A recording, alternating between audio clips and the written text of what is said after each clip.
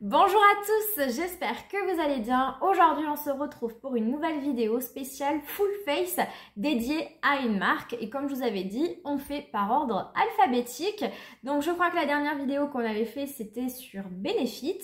Charlotte Tilbury, j'y suis pas repassée parce que j'en ai déjà fait je crois 2 sur la marque. Et donc je suis arrivée au D. Et qu'est-ce qu'on a dans les D? On a la marque Dior. Alors il existe la marque Dior Backstage et la marque Dior. Je savais que je n'aurais absolument pas assez de produits de cette marque pour faire un full face, donc je m'étais mis en tête que nous allions regrouper Dior et Dior Backstage. Le problème, c'est que je me suis aperçue qu'en fait, j'avais exactement les mêmes catégories de produits d'une marque à l'autre, c'est-à-dire des fonds de teint, des anti-cernes et des rouges à lèvres, mais rien de plus. Donc, pas de quoi faire un full face et pas du tout aussi possibilité de regrouper les deux marques puisque ça m'imposerait de choisir entre 2 fonds de teint et 2 anti-cernes. Donc, il y aura 2 vidéos, une sur Dior et une sur Dior Backstage. Et donc, aujourd'hui, ce sera sur Dior Backstage et comme vous l'aurez compris, il n'y aura que très peu de produits que nous allons essayer ensemble puisque je n'en détiens pas beaucoup. En fait, je détiens que le fond de teint et l'anti-cerne, donc ça va être assez rapide. Donc si vous avez envie de voir le reste de la vidéo, restez avec moi. Allez, c'est parti pour le make-up et ça va aller extrêmement vite vu que j'ai quasiment pas de produits de la marque Dior Backstage. Donc, comme vous pouvez le constater, j'ai déjà fait mes sourcils avec un crayon à sourcils de chez Maybelline, je crois. Je me suis maquillée les yeux avec la palette de Pat McGrath, la Mothership Bijou. Et j'ai déjà mis ma base de teint et je crois que c'est celle de chez Revlon Photo Ready. Je sais plus si c'est ça, je crois. Donc, on va passer au fond de teint. Alors, tout d'abord, on va faire un petit peu le débriefing sur la marque Dior Backstage. Donc, la marque Dior Backstage, c'est en fait une suite, une continuité de la marque Dior, la fameuse marque de luxe. Mais on va dire que c'est un dérivé plus destiné aux pro, même si c'est destiné aux particuliers, mais qui se dirige plus vers la lignée de Make Up Forever, de MAC, avec des packaging beaucoup plus, comment dire, moins joli, moins glamour, plus dans le pratique, dans le compact, pour prendre le moins de place possible, des packaging plutôt en plastique au lieu de packaging en verre pour que ce soit plus léger, plus maniable, plus solide. Voilà, donc on est plutôt dans cet esprit-là.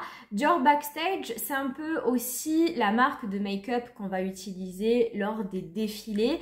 Donc c'est un maquillage plutôt naturel, mais voilà, qui fait ressortir le meilleur de soi, de sa peau. Donc voilà, c'est un très bon maquillage en règle générale. J'ai pas testé énormément de choses de la marque puisque on reste quand même sur une marque de luxe avec des prix qui sont assez onéreux. Et effectivement aujourd'hui on va se concentrer plutôt sur le teint puisque les 2 seuls réels produits que j'ai de la marque c'est le fameux fond de teint Dior Backstage qui est ultra connu et l'anti-cerne qui est sorti plus tardivement, plus récemment, je crois que c'était l'année dernière, qui n'a vraiment pas fait l'unanimité, mais que pour ma part, j'adore et qui fait partie de mes anti-cernes favoris. Dans la marque Dior Backstage, il existe également une base, une base assez lumineuse que je n'ai pas. Je ne pense pas un jour craquer sur ce produit, j'essaierai de vous mettre un petit visu du produit puisque la base c'est pas un produit de make-up qui m'attire à proprement parler et que là on est quand même sur un produit assez onéreux, donc je ne pense pas dans l'avenir ou dans les jours à venir craquer sur ce produit. Après on ne sait jamais mais c'est pas du tout dans le projet pour l'instant. Et donc on va passer au fond de teint. Donc le fond de teint se présente sous ce packaging. Donc c'est un packaging assez pratique, c'est du plastique, il n'y a rien de glamour dans ce produit. Néanmoins ça reste quand même assez mignon je trouve. On est sur un format assez original qu'on n'a pas forcément l'habitude de voir. Bien évidemment on a Dior qui est inscrit. Mais ce qui est assez particulier dans ce produit là c'est qu'on est sur par contre un grammage beaucoup plus élevé qu'à à la normale. Normalement, les fonds de teint font 30 ml et là, si je dis pas de bêtises, on est sur, voilà, on est sur du 50 ml. Donc, c'est assez énorme comme format. Alors, certes, ce n'est pas donné, mais vous avez de la quantité. Donc, finalement, quand on fait le ratio quantité-prix, on s'y retrouve bien largement. Pour ma part, j'adore ce fond de teint, c'est mon deuxième que j'ai. Je l'ai en teinte 2W, ce qui est complètement fou. Je pense qu'encore une fois, je me suis fait avoir par une vendeuse. J'avais dû demander à une vendeuse de me conseiller et je ne devais pas être encore calée dans le milieu du make-up parce que mine de rien, ce produit-là a quelques années et j'étais encore bien loin de faire des vidéos YouTube ou de regarder autant de vidéos make-up. Et je me suis laissée guider, mais 2W c'est pas l'idéal pour moi puisque comme vous le savez je suis plutôt sous ton neutre voire rosé mais certainement pas jaune, donc c'est vrai que c'est un fond de teint que je préfère utiliser l'été puisque c'est plus cohérent avec mon teint d'été que mon teint d'hiver comme à l'heure actuelle. Il y a une nouvelle version de ce fond de teint qui est sortie tout récemment, que je n'ai pas testé. J'avais extrêmement envie puisque j'adore ce fond de teint et que je n'ai pas forcément la couleur idéale pour moi en ce moment, donc ça aurait été l'occasion de pouvoir le tester et l'avoir dans ma teinte pour l'hiver. Seulement je n'ai pas vu des retours hyper positifs, enfin, pas négatifs non plus, mais finalement les gens soit ne voyaient pas vraiment la différence, soit le trouvaient un petit peu plus gras, il me semble. Enfin, en tout cas, c'était pas des avis foufou et ça m'a pas donné envie de craquer. Mais j'ai reçu très récemment dans une commande un petit échantillon de la nouvelle version. Ce qui est super puisque ça va me permettre de pouvoir le tester et de voir s'il y a un changement ou non sur ce fond de teint. Savoir si je l'aime toujours dans sa nouvelle version, si effectivement je pourrais craquer pour m'acheter une teinte plus adaptée à moi ou passer mon tour, finir celui-ci et puis si vraiment il est vraiment pas ouf, tant pis, passer à autre chose. L'échantillon que j'ai est en teinte 2N, ce qui va être parfait pour moi puisque je pense que c'est ma teinte idéale. 2, mais surtout N, donc avec des sous-tons neutres et non pas jaune comme celui-ci. Alors, ce qu'il faut savoir avec ce fond de teint, c'est qu'on est vraiment sur une texture hyper fluide. Le format donc se présente ainsi. C'est un packaging pipette. Donc, il faut vraiment bien secouer le produit avant puisque vraiment, on est sur une texture hyper liquide. Vous allez l'entendre de suite. Voilà, vous voyez, c'est vraiment légèrement plus onctueux que de l'eau, mais pas beaucoup plus. Et donc après, on vient en verser une quantité. Pour ma part, je le fais sur le dos de ma main et je viens l'appliquer soit à l'éponge, soit même directement au doigt, puisque l'éponge va avoir pas mal de produits et si on veut quand même avoir un minimum de couvrance, le problème de l'éponge, c'est que ça va être encore moins couvrant parce que l'éponge va venir absorber le produit. Donc c'est vrai que très souvent, moi, j'applique ce produit directement au doigt. Donc au niveau de la couvrance, effectivement, on est sur une couvrance qui va être assez légère. Mais en utilisant mes doigts, je peux arriver à une couvrance légère plus, voire moyenne moins. Donc aujourd'hui, on va utiliser ce produit-là, mais donc dans sa nouvelle version en teinte 2N. Donc je vais ouvrir l'échantillon et il y a l'air vraiment d'avoir très peu de produits. J'espère vraiment en avoir assez pour faire tout mon visage. Ce que je vais faire, j'ai fait sortir un petit peu de produit. Je vais en mettre au doigt de ce côté-ci. On va l'appliquer à l'éponge et de l'autre côté, je vais essayer de l'appliquer au doigt pour voir s'il y a une différence au niveau de la couvrance.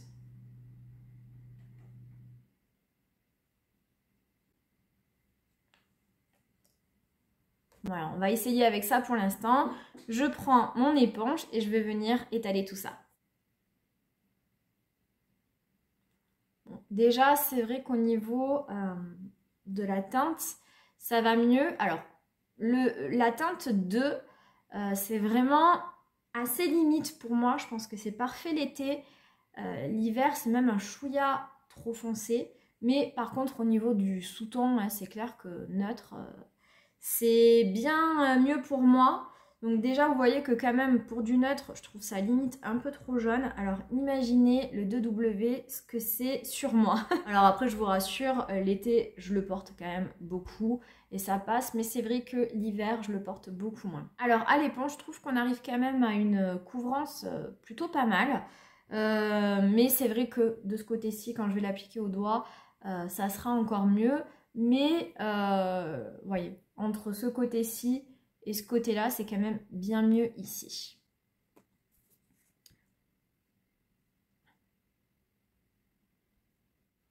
Alors après, par rapport à une différence avec l'autre, comme ça, visuellement, je vois pas trop. Je vois pas trop de différence. J'ai l'impression que la couvrance, mais peut-être que je dis n'importe quoi, j'ai l'impression que la couvrance est peut-être un petit peu plus importante. Mais après, en termes de visu, mais après, sinon, je trouve pas qu'ils me rendent la peau plus sèche ou plus grasse. Je trouve que le fini est très joli. Ça, c'est parfaitement imprégné à ma peau.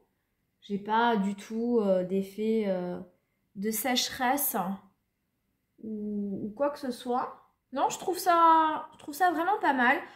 Après, est-ce que je vois une différence avec la version initiale? Peut-être pas, mais en tout cas, j'ai pas de retour négatif pour l'instant à vous apporter. Donc, je vais faire la même chose de l'autre côté, mais je vais appliquer au doigt.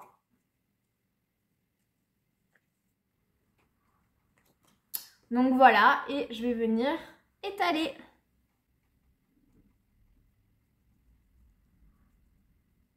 Donc voilà pour le deuxième côté où j'ai appliqué donc au doigt. Alors finalement, au niveau... Alors, je suis désolée, j'ai mon gros miroir là. J'essaye de pas trop vous le mettre face.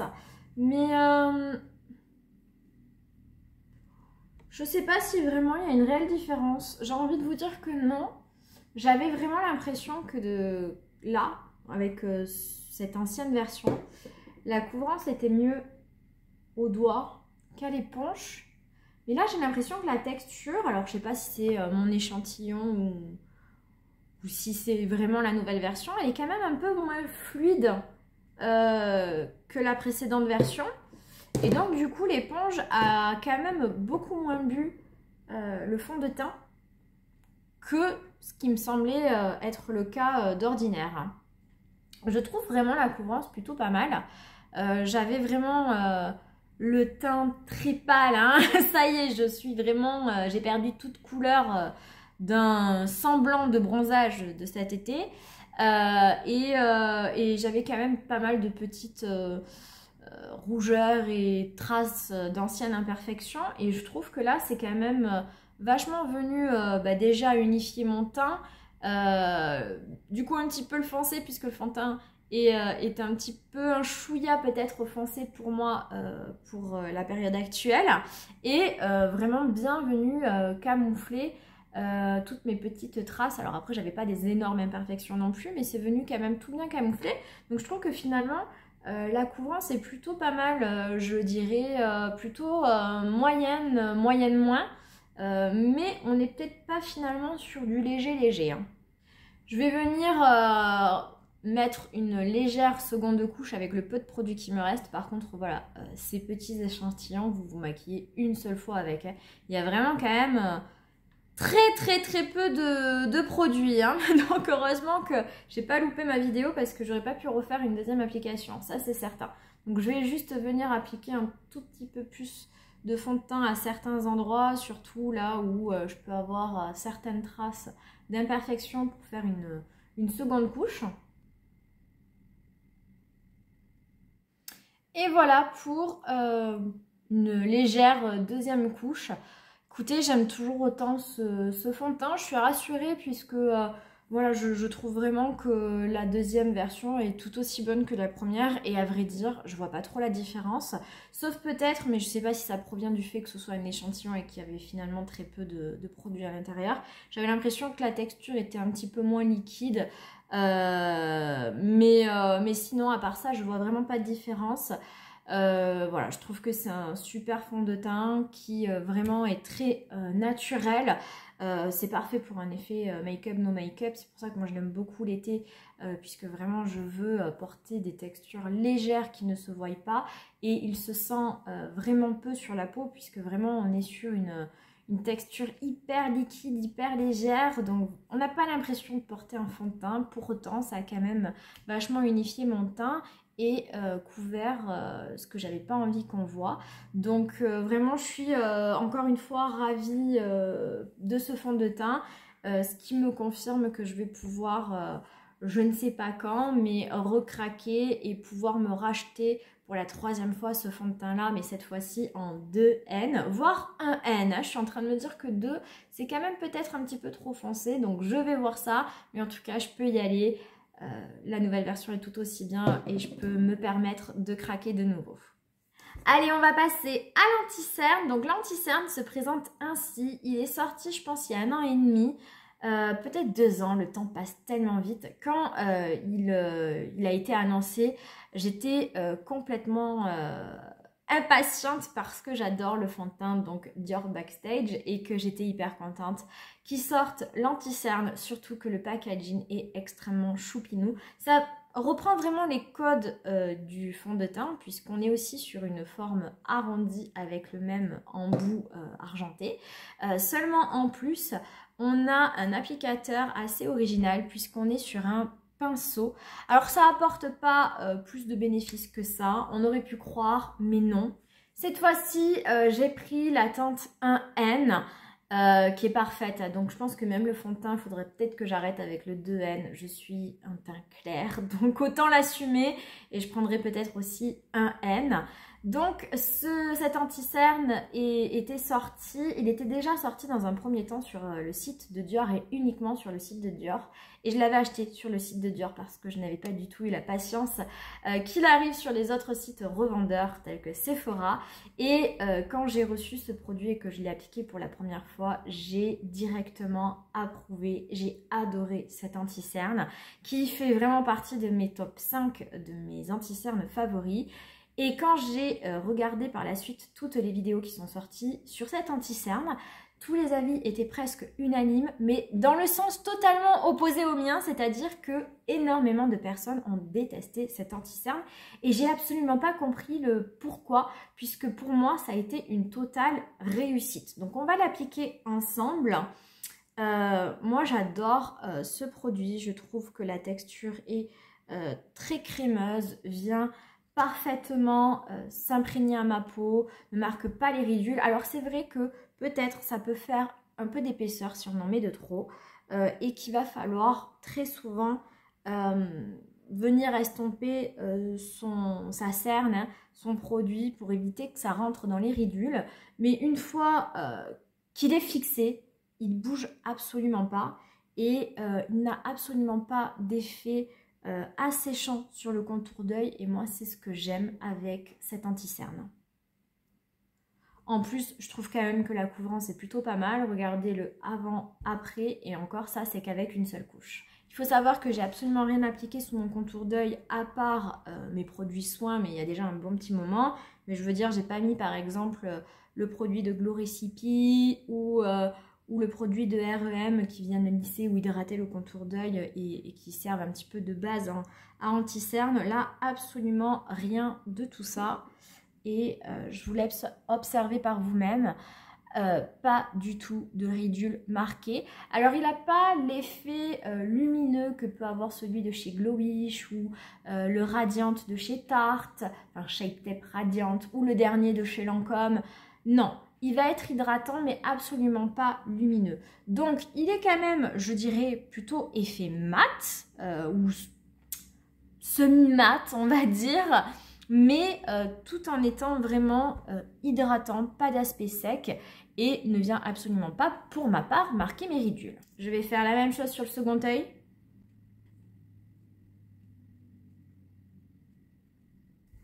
Et ça va bien mieux. Voilà enfin un teint unifié. Il va falloir se donner des couleurs. Mais en tout cas, j'ai bien meilleure mine.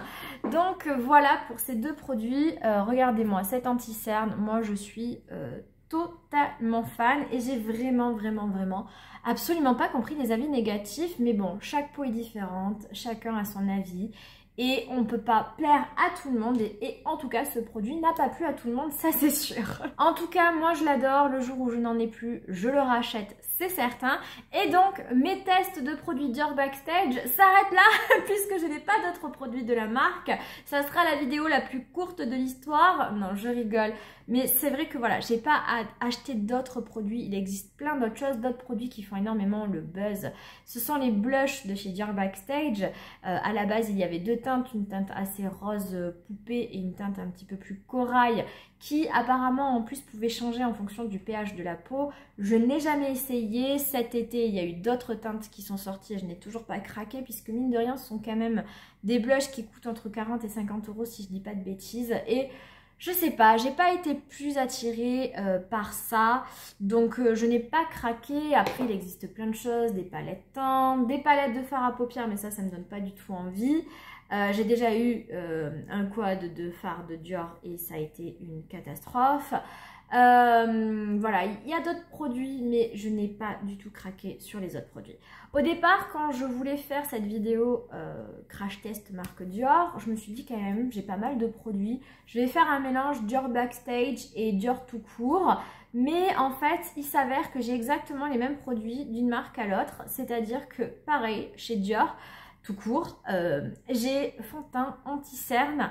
Donc j'ai pas non plus d'autres produits, donc j'étais très embêtée. Donc il y aura une autre vidéo très prochainement sur la marque Dior tout court et pareil il y aura que le fond de teint et l'anti-cerne et un rouge à lèvres quand même, mais ça s'arrête là. J'ai deux rouges à lèvres de la marque Dior. Mais c'est pas un Dior Backstage, c'est un Dior tout court, un vieux Dior. C'était un rouge Dior dans la teinte 743 €. Je n'ai pas acheté ce rouge à lèvres, je ne sais pas qui me l'a acheté, mais ce n'est pas moi et je l'ai quasiment jamais porté parce que c'est un rouge extrêmement rouge que je ne porte pas du tout en règle générale. Voilà, j'aurais voulu même le mettre là, mais ça va même pas du tout avec mon make-up des yeux. Je ne sais pas. Écoutez, ce qu'on va faire, c'est que je vais finir quand même mon make-up du teint, mettre d'autres produits qui n'ont rien à voir avec Dior. Je vais laisser mes lèvres ainsi. Je vais voir si je mets celui-ci à la fin du make-up ou si je mets un autre et tant pis. Parce que de toute façon, je suis même pas sûre qu'il existe encore tellement il est vieux. Et je viendrai juste pour faire une rapide conclusion. Et voilà, regardez pas ma tête. En ce moment, franchement, je pense que ça arrive à chacune d'entre nous, ou même chacun. Hein, d'ailleurs, je pense que ça peut même être un problème d'homme, mais des fois, il n'y a rien à faire. Il y a des périodes où vous vous trouvez dégueulasse. Et bien moi, c'est mon cas. Je vous avoue que c'est depuis que je suis allée chez le coiffeur et qu'elle m'a fait un truc à mes cheveux que j'aime pas, et sans savoir vraiment expliquer le... Enfin si, je pense que c'est parce qu'en fait elle m'a fait un dégradé très bizarre qui commence de la frange jusque là. Bref, ça ne me plaît pas. Et depuis, j'arrive absolument pas à me trouver jolie. Donc c'est une petite catastrophe. Bref, voilà, je suis plus ou moins coiffée. J'ai essayé de me créer une bonne mine. Et il nous reste donc les lèvres. Écoutez, je vais le faire avec vous. On va mettre le rouge à lèvres Dior que j'ai. Hein. Et puis voilà, même si c'est pas du tout un Dior Backstage et qu'en plus il est rouge et que ça va absolument pas, je n'aime pas porter les rouges à lèvres rouges, j'aime bien les briques qui tirent vers le marronné, mais certainement pas les rouges aussi vifs que ça. Je vais vous faire un swatch, mais voilà, j'aime pas. En plus il est lumineux un petit peu. J'aime pas du tout. Je le mets, mais je resterai certainement pas avec ça. En plus, j'aimerais bien vous tourner une deuxième vidéo après sur ma routine skincare du soir. Donc voilà, je changerai le rouge à lèvres, c'est certain. Allez, on va faire ça ensemble. Je prends un miroir. C'est parti. Alors en plus, là, j'ai pas de crayon à lèvres, donc c'est vraiment pas se louper avec ce genre de couleur. Ah, j'aime pas. Ah.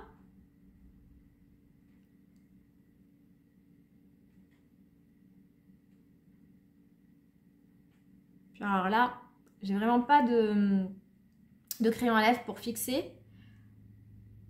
Ça, c'est le genre de texture que je n'aime pas dans les rouges à lèvres, que si vous buvez ou autre, ça va se diffuser partout parce que ça reste pas fixé à la bouche, quoi.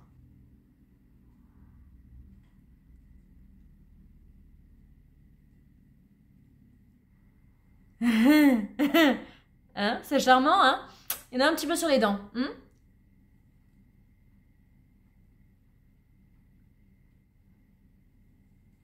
Bon, voilà, ça ira.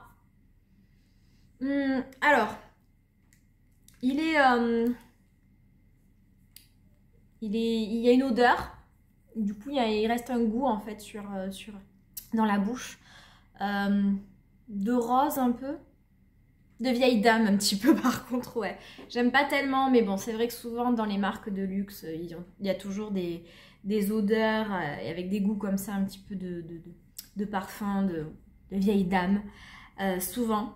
Après, donc bon, la couleur, c'est un rouge. Moi, ça ne me va pas, le rouge. Et puis en plus, j'ai quand même fait un maquillage des yeux assez profond et ça va pas du tout avec ce rouge à lèvres. Je pense que quand vous portez un rouge à lèvres rouge comme ça, il faut absolument rien avoir sur les lèvres, sur les yeux, ou alors à la limite juste du mascara et un trait d'eyeliner, mais pas plus. Donc là, c'est vrai que c'est pas très joli.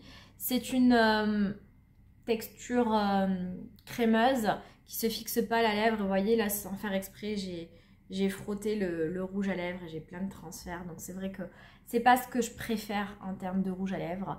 Mais voilà. Sinon, j'ai pas du tout un total maquillage Dior, ni même Dior Backstage. Mais bon, voilà. J'ai un fond de teint, un anti-cerne et un rouge à lèvres Dior. C'est déjà pas mal. Donc voilà pour ce bref make-up. C'était pas une super vidéo full size, je vous l'accorde, mais je vous avais déjà prévenu que j'aurais pas forcément toutes les étapes d'un make-up pour faire un full face en fonction de la marque. Et c'est vrai que les marques de luxe, c'est pas les marques vers lesquelles je me dirige parce que j'ai été longtemps dans le préjugé que parce que c'était du maquillage de luxe, on ne payait que la marque et que la qualité des produits n'y était pas, puisque il y a quelques années, pour ma part, je n'achetais mon maquillage que dans les parfumeries que j'ai dans la petite campagne, et nous on a beaucoup de beauty succès. Et en fait, dans ces magasins, il n'y a que des produits luxe ou après la marque Beauty Success, mais il n'y a pas toutes ces autres marques. Hein. Déjà, elles n'existaient même pas, mais par exemple, moi je sais qu'à cette époque-là, il y a 10 ans, Urban Decay, c'était the marque de make-up, et ça, vous ne le trouviez que chez Sephora. Et c'est vrai qu'à chaque fois que je m'achetais un produit de marque, j'étais déçue, je trouvais que c'était pas ouf. Et je préférais bien plus les marques comme Make-up Forever, Urban Decay ou autres qu'on trouvait chez Sephora. Et j'ai l'impression que les marques de luxe depuis quelques années ont fait des efforts et que finalement aujourd'hui on ne paye plus que la marque et que la qualité y est. Donc petit à petit je rachète des produits de luxe, mais voilà, ça coûte quand même cher, donc je ne me fais pas autant plaisir que je le voudrais, mais voilà. Donc en tout cas aujourd'hui on a essentiellement parlé donc du fond de teint et de l'anti-cerne de Dior Backstage, et ce sont des incontournables pour moi, des produits chouchous. J'aime absolument ces deux produits-là et je pense vraiment que la marque Dior Backstage, c'est une très très bonne marque de make-up et que vous pouvez y aller les yeux fermés. Je n'ai pas utilisé les blushs, les palettes teints ou les autres produits de la marque, mais je n'en ai entendu que du positif. Donc je pense vraiment que si vous avez le budget et que vous avez envie de craquer sur une marque de luxe, eh bien n'hésitez pas à aller voir Dior Backstage. Ma prochaine vidéo full face sera donc sur Dior tout court, et tout comme pour cette vidéo, il n'y aura que 3 tests, le fond de teint, l'anti-cerne et le rouge à lèvres, parce que encore une fois je n'ai pas d'autres produits de la marque. Mais voilà, et ensuite eh bien on continuera dans notre élan sur différentes marques par ordre alphabétique. Donc je sais pas vers quelle marque on va se diriger, mais voilà. Donc écoutez, j'espère que cette vidéo vous aura plu malgré le test de très peu de produits. Si c'est le cas, n'hésitez pas à la liker, à vous abonner si ce n'est toujours pas fait. Et moi je vous fais plein de gros bisous et je vous dis à très vite. Ciao!